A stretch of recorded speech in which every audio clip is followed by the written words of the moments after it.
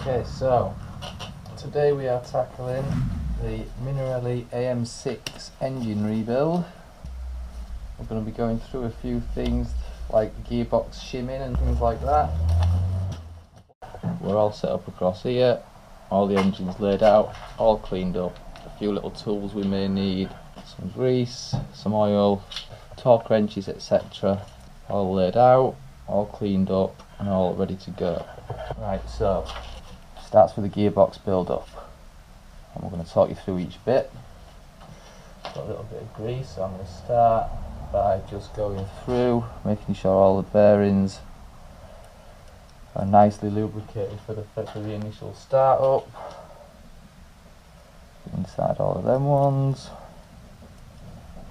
I've already done this once, but I'm going to do it again for you guys. We're just going to put a little bit of oil in all of the bearings, so they're all nicely lubricated on that first start up. Gearbox shafts. These go together just like that. Top and bottom cog on this one, top and bottom on that one, and just push them together till all of the cogs sink into position. You can't do it the other way around, so you can't get that wrong. If you do it that way, look, your angles are wrong. This one, it actually sits off and doesn't touch down there, so it can only go together one way, which makes it nice and easy because you can't get anything the wrong way around. Right, when you get these together like that, you then want the middle gear shift lever, and it goes, you can see it's impossible to get these wrong as well. I'll explain it on the bottom on the drive shaft one in a minute, but this middle one, there's only one place it can go. Slot that into place as well. That's going to then, you want all this in your hand, in one hand like that.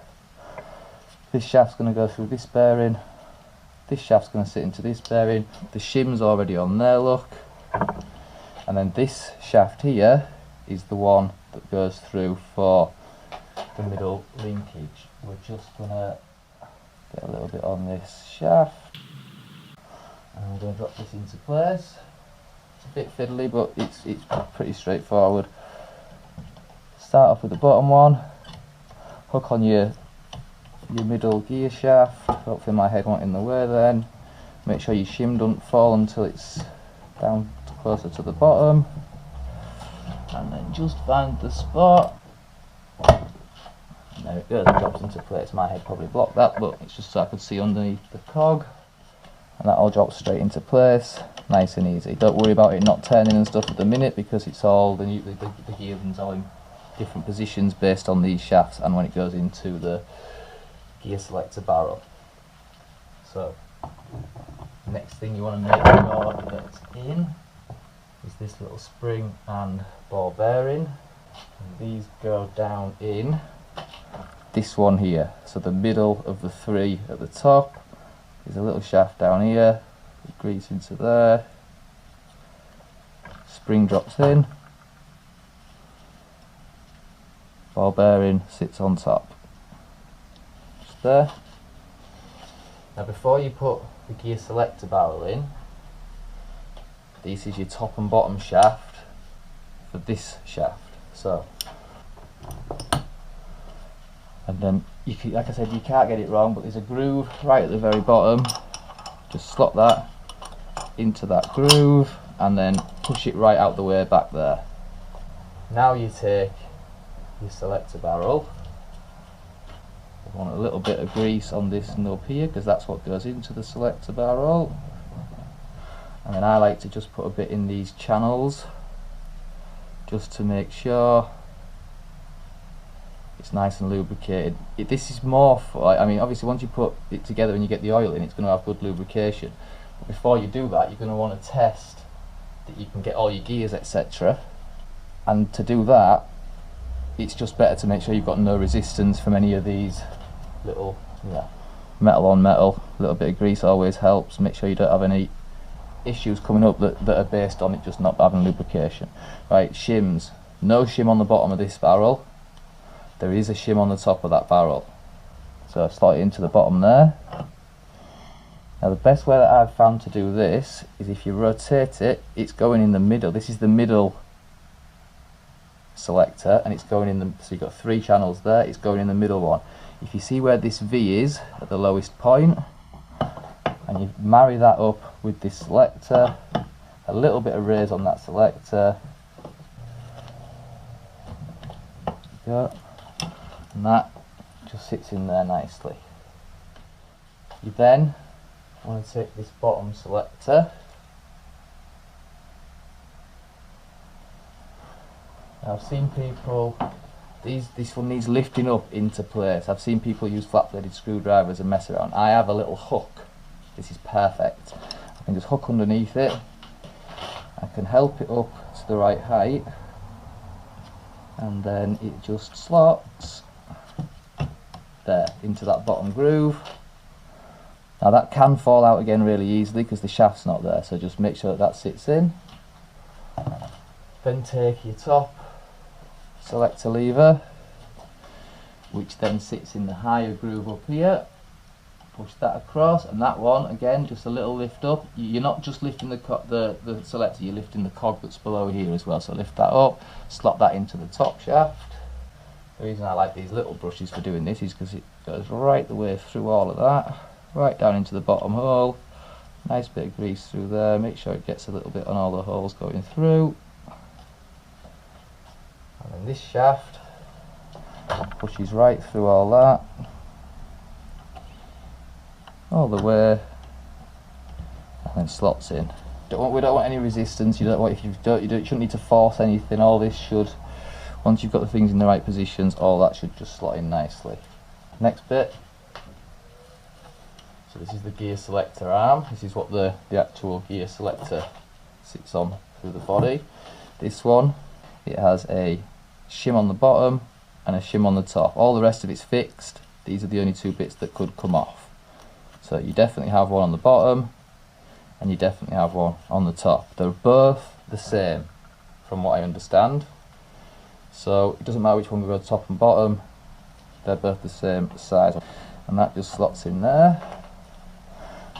You want this, as you do it, this position's okay. You could do it where you just rotate that a little bit and get it further out the way, and then that slots onto there like that. And then now look, you can see as things are pushed into the correct places, we've now got things moving freely. Next thing you're going to want is the balancer shaft. Balancer shaft goes through this one behind here, and again you can't get this wrong because they're different sized. If you put the wrong end in, it's got loads of play. So when you put the other end in, no play, and that sits in there.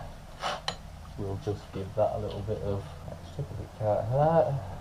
We've already lubricated the bearing. That sits into there. So some of the issues you might come across with shimming problems, again like the first one that I had, if the bottom shim is not in, from what I've gathered just from building these, is that you won't get first gear. Once it's all clamped together and tight, you'll struggle to get below neutral into first gear. That's related to the bottom shim. Some of the issues you might come across with the top shim, if you don't have a shim in at all and you leave that blank, one of the things that I've come across in the past is that you start hitting a neutral between like 4th and 5th or 5th and 6th, depending on what gears your engine's got. So if you don't have one in there, you can start hitting neutrals between gears higher up, like 4th and 5th. And if you put too many in there, you won't be able to reach your 5th gear or your 6th gear. It just won't allow things to move enough for you to be able to reach those. So that's the main symptoms I've come across in issues from that.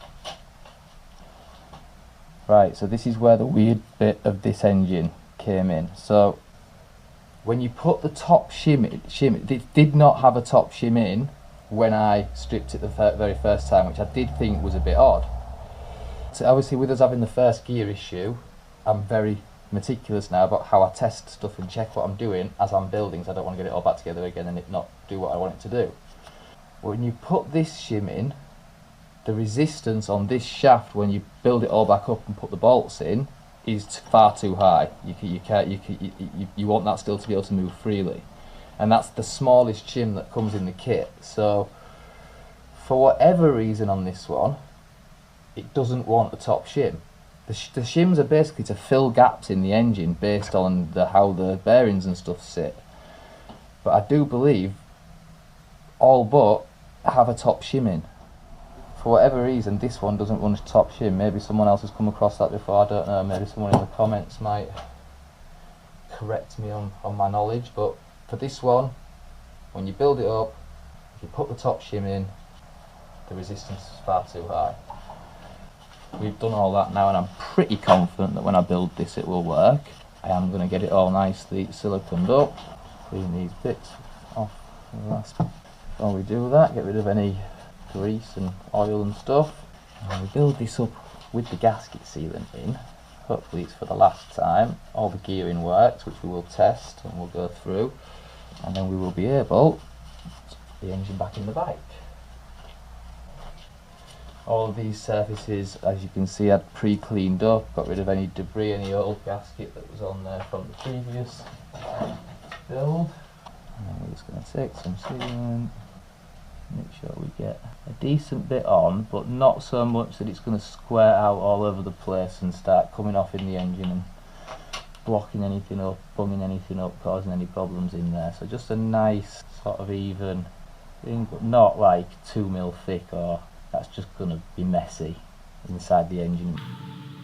Don't know if I mentioned it, but no shims on the balancing shaft and no shims on this shaft. That one is shim free.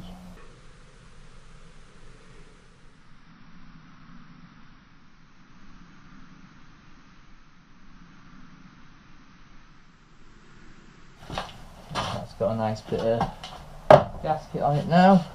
Cleaning all this side up as well.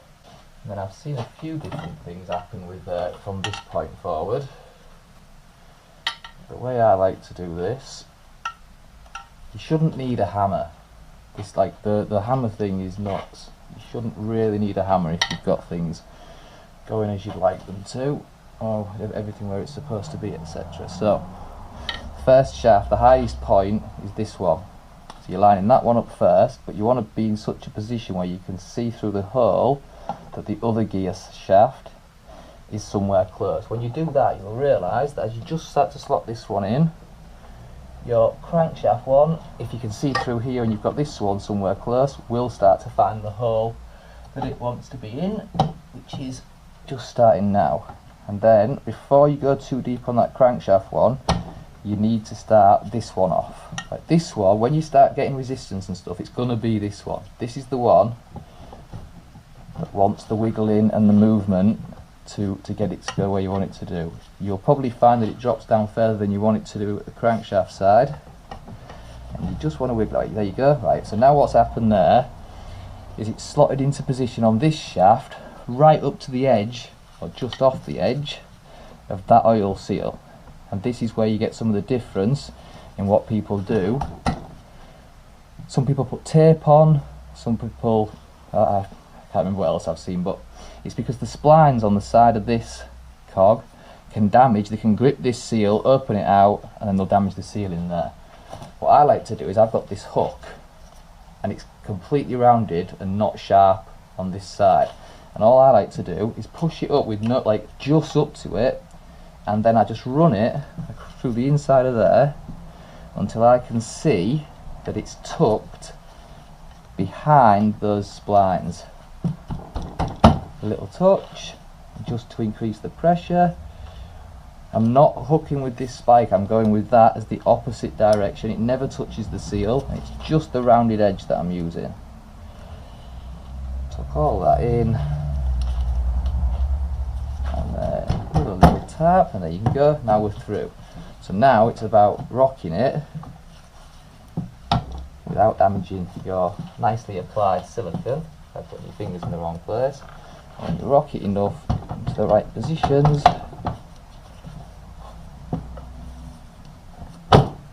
boom, drops into place. No hammer, no force,